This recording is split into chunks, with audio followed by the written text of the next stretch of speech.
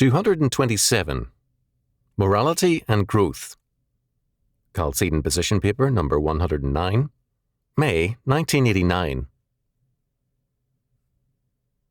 A very serious error many churchmen are guilty of is to assume that non-Christians share common moral values and standards with Christians. All that is supposedly needed is to add Christ to their lives. This means overlooking the fact that the unbeliever is at enmity with God. Romans chapter 8 verse 7, James chapter 4 verse 4. The fact of enmity may be concealed, but it is all the same very real. Quote, evangelism, end quote, based on this error, presents Christ as a plus, an asset to be added to one's existing life to make it complete, whereas what the Lord requires is the total remaking or regeneration of man. A second serious error, especially important in our time, is to assume that, because we view life morally, other people see things like we do, as a conflict between good and evil, right and wrong. But the essence of modern thought is to deny that such a distinction is valid. If man's problems are environmental, educational, or inherited, morality is not the issue. A retired American general, a man of particularly high character and ability, as well as Christian faith, questioned the nature of U.S. State Department policies to some leaders there. Recognizing his Christian stand, they immediately discounted his remarks, calling them the devil theory of politics. By this, they meant that it is wrong to speak of evil political movements like Marxism. The problem is not evil, but a matter of understanding and assistance. The classic formulation of this perspective on an international basis was the work of President John F. Kennedy, who, in terms of the thinking of Daniel Bell, declared that our national and international problems are not moral, but technological ones, to be solved by scientific experts.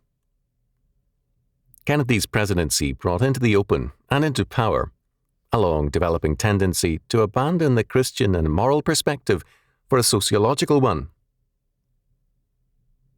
Christians may continue to view political problems moralistically, and politicians may continue to use moral language, knowing that it appeals to the people, but in the halls of Congress, the administration and the courts, the moral dimension is largely gone. We see this in foreign affairs with especial clarity. World peace is going to be attained, it is believed, by world trade and foreign loans. By making the nations interdependent, they believe, the nations will of necessity live in peace, hence foreign loans. Morality is no longer a consideration of the state, except as a means of appealing to backward voters who are still governed by biblical, quote, mythology, end quote. For these enlightened ones, Christians are about as irrelevant as the flat earthers. We do not abolish the sun when we become blind. Neither can our unbelief abolish God or abrogate his laws. They remain as a judgment against us. One consequence of trying to abandon biblical moral premises is hypocrisy. Because man is created by God, every atom of man's being is inescapably governed by religious and moral premises, and for man to deny this fact is to go against his own being. If man denies good and evil in life and mankind, he puts on a false front, and, quote, hypocrisy, end quote, means a mask, a false front. One of the most telling books of recent years was by Tung Chi Pang and Humphrey Evans, The Thought Revolution, London, England, 1967. Tung Chi Ping's account of life in Red China gives us an Orwellian picture. He wrote, one aspect of communist ideology concerns the theory that human nature can be altered by changing the environment. Under the environment of the preceding social orders, people were motivated by self-interest. Under socialism, however, the individual would begin to act in response to the best interests of his community. Page 97.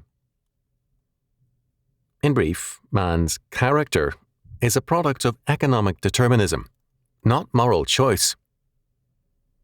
In practice, however, the new economics did not change anyone. During a time of food shortages, the pigs were fed human feces to keep them alive and fatten them. University students were taken out of their classes to collect and feed the latrine contents to the pigs. This repulsive cargo was carried in a barrel slung from a pole carried on the students' shoulders. From time to time, the pole would break and the contents spill over the young man or woman carrying the barrel. What the Communist Party chief wanted to hear at the testimonial sessions was hypocritical joy over the task. What Tang Chi Ping told Mimi, a girl who had a barrel's contents wash over her, was this: "On your next one, testimonial time, you must mention the incident.